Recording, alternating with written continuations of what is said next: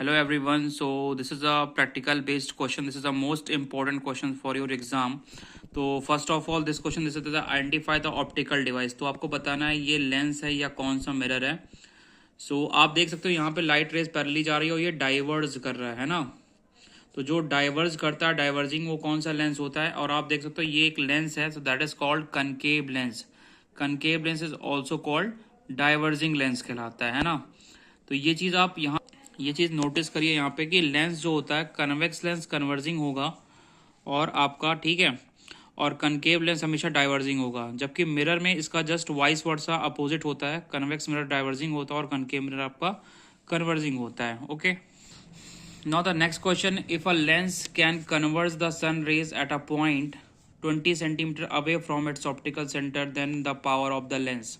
तो आप पे देखिए यहाँ पे पूछा गया कि एक सनरेज यहाँ पे एक पॉइंट पे 20 सेंटीमीटर पे कन्वर्ज कर रही है, तो पावर बताना है. तो एफ यहाँ पे 20 सेंटीमीटर. पावर का फॉर्मूला होता है 1 upon focal length in metre, but ये सेंटीमीटर में है. यूनिट्स का बहुत ध्यान देना यहाँ पे.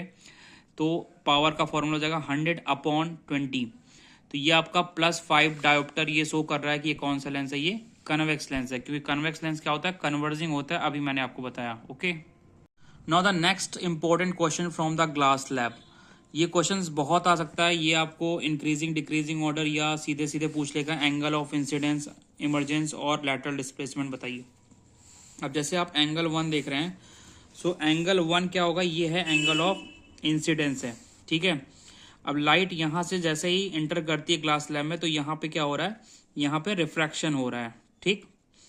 और यहाँ से लाइट क्या हो रहा है, एंगल 3 पे ये इमर्जेंट रे है. ठीक है, एंगल ई. और ये जो आपको दिख रहा है, ये जो यहाँ पे ये आपका that is represented by D, that is a lateral displacement. यहाँ पे लैटरल डिस्प्लेसमेंट हो रहा है. तो ये बहुत ही इंपॉर्टेंट है. हो सकता है इस बार ग्लास लैब से सीधे सीधे क्वेश्चन आ जाए. ठीक है. तो प्रैक्टिकल से रिलेटेड एक क्वेश्चन आपको एग्जाम में जरूर मिलेंगे. Next one is a prism. आप देख सकते हो यहाँ पे जो पहली रे इंसिडेंट कर रही है, यहाँ पे एरो जरूर देखिएगा. कभी कभी एरो चेंज कर देते हैं. यही सेम फॉर ग्लास लैब. अगर एंगल ऑफ इंसिडेंस इधर से होगा तो डिस्प्लेसमेंट उस तरफ से होगा. तो हमेशा याद रखिए ये प्रिज्म में कि जो एंगल ऑफ इंसिडेंस को जो अगर आप एक्सटेंड करोगे और एंगल ऑफ इमर्जेंट को एक्सटेंड करोगे, तो जहां पे ये मीट करते हैं that is called angle of deviation. ठीक है. तो this is angle of incident, this is refraction and this is a emergent. ठीक है, एंगल ऑफ इमर्जेंट रे. तो ये एक इंपॉर्टेंट है प्रिज्म के लिए. प्रिज्म में एक क्वेश्चन और आता है आपका, व्हाइट लाइट अगर पास करती है तो वेवगॉर टॉप पे होता है red, because red has maximum wavelength while the violet has a minimum. तो ये याद रखिएगा. और इसके सामने अगर आप इन्वर्टेड रखोगे एक प्रिज्म, तो व्हाइट लाइट बनती है, रिकॉम्बिनेशन हो जाता है फिर से. और अगर फिर से आप एक और रखते हो प्रिज्म यहाँ पे, तो फिर से आपका वेवगॉर बनेगा. ठीक है. तो ये एक इंपॉर्टेंट क्वेश्चन है प्रिज्म और ग्लास लैब से. Now the next one is a important topic is a least count.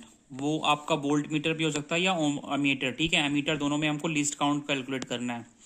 तो इस क्वेश्चन में आप देख सकते हो कि 0 से लेकर यहाँ पे 3 तक का रेंज दिया गया है. ठीक है. तो हम कैसे कैलकुलेट करते हैं लीस्ट काउंट, ये देखिए. टोटल नंबर ऑफ रेंज आप देख रहे हो 3 तक है ना. और 0 से 3 के बीच में कितना है आपका, 20 है.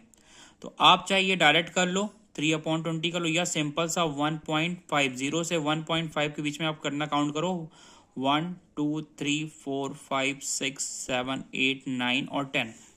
तो टोटल आपका 1.5/10 आप कर दोगे तो यहाँ पे कितना आ रहा है, 0.15 वोल्ट. ये हो गया लीस्ट काउंट. ठीक है. This is called least count. अब लीस्ट काउंट का मतलब हुआ यहाँ पे जो एक यूनिट है इसका मतलब क्या आया होगा, 0.15. नेक्स्ट क्वेश्चन पूछा है कि what is the reading shown by the volt meter.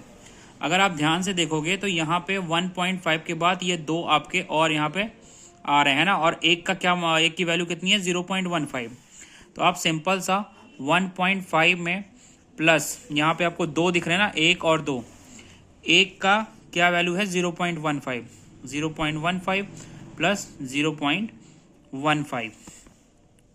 तो यहाँ पे जब आप इसका टोटलिंग करेंगे 1.5 प्लस 0.5 प्लस 0.5, तो आपका ये आ जाएगा 1.8 वोल्ट. क्लियर.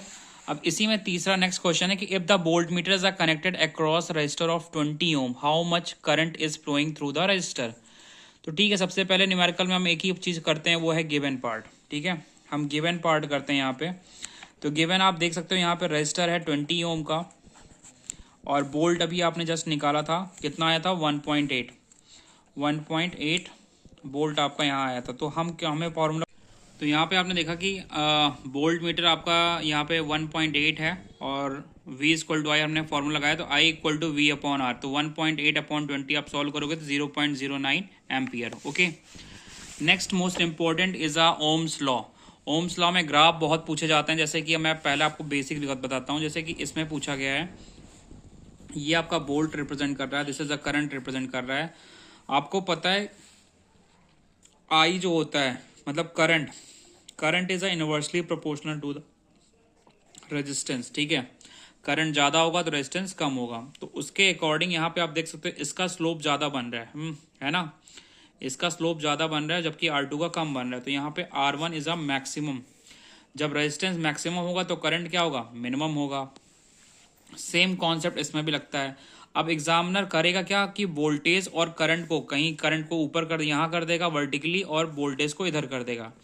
तो आपको हमेशा ये कॉन्सेप्ट याद रखना है कि जो V और I का स्लोप बनेगा वो R बनेगा। तो यहाँ पे अगर R क्या है, इनवर्सली है।